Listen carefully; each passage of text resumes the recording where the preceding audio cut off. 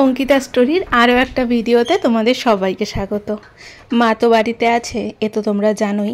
আজকে সকাল সকাল এসেছে আমার ছোটো মাসি থাকে বীরপাড়ায়, একটু কাজ ছিল বলে শিলিগুড়িতে আসছে। তাই আমি আগের দিনই ফোন করে বলে দিয়েছিলাম আসার পর সোজা চলে আসবে আমার বাড়িতে। তাই ভাই পৌঁছে দিয়ে গেল।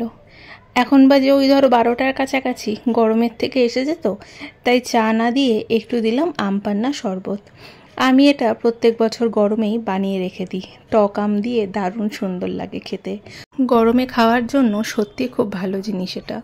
দুই বোন একসাথে হয়েছে তো, তাই আমি বললাম তোমরা দুজন মিলে গল্প করো, আমি বাদবাকি কাজকর্ম সারি।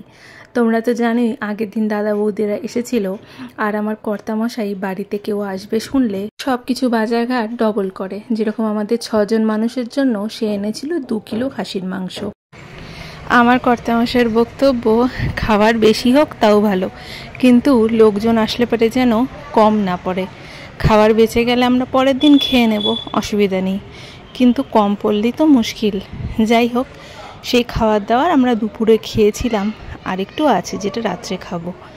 বিকালবেলা আমি গেছিলাম বাজারে, একটু মাছ সবজি নিয়ে এসে কর্তামশাই বাড়ি আসার পথে নিয়ে এসেছিল বেশ অনেক কিছু তেলে ভাজা, সঙ্গে দিয়েছিল ধনেপাতা আর পুদিনার চাটনি।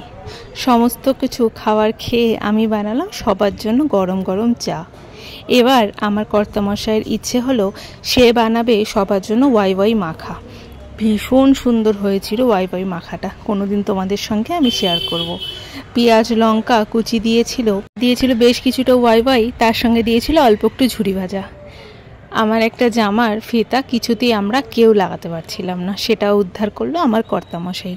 রাত্রেবেলা তো সকালের খাবার ছিলই, আমি বানিয়েছিলাম ডাল, আলু সেদ্ধ, ডিম সেদ্ধ। আজকের মতো এতটুকুই।